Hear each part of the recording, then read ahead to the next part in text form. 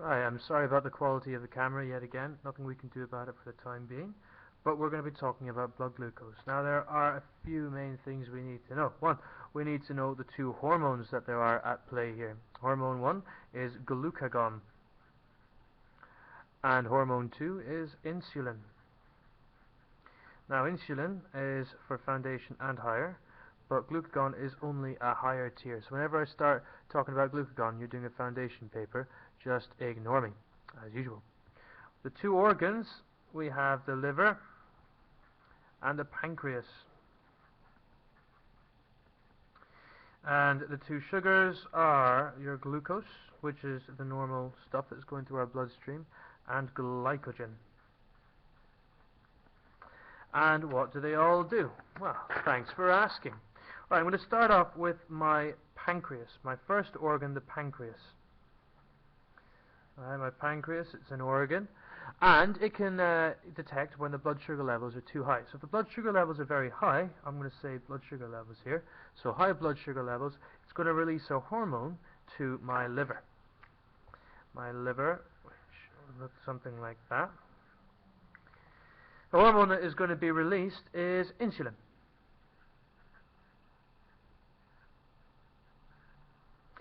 And insulin is going to act on my liver, the organ, the liver, and is going to cause it to take glucose out of the bloodstream and convert it into glycogen. So it will take glucose in, and will sequester that, will keep that in as glycogen. And this will be inside. Right, so it's not coming out, it's just staying there inside the liver. And if my blood sugar levels are going too low, my pancreas will release another hormone, a different hormone. This hormone will is called glucagon. It's a hormone, and it turns my sugar glycogen out of the liver and into the bloodstream as glucose. And that's it. The pancreas causes my blood sugar levels, or detects my blood sugar levels increase or decrease, and releases two different hormones. Insulin causes glucose to go into the liver and turn into glycogen. And we can remember that by looking at, faintly patronizing, in. Because my glucose goes into the liver and turns into glycogen. Other hand, my pancreas, when the blood sugar levels are very low, will release glucagon, so that glycogen will be gone from my liver and into the bloodstream. See, gone from my liver into the bloodstream.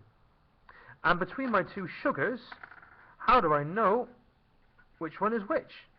Well, if you put a tin of tomatoes up onto a shelf, it would last forever.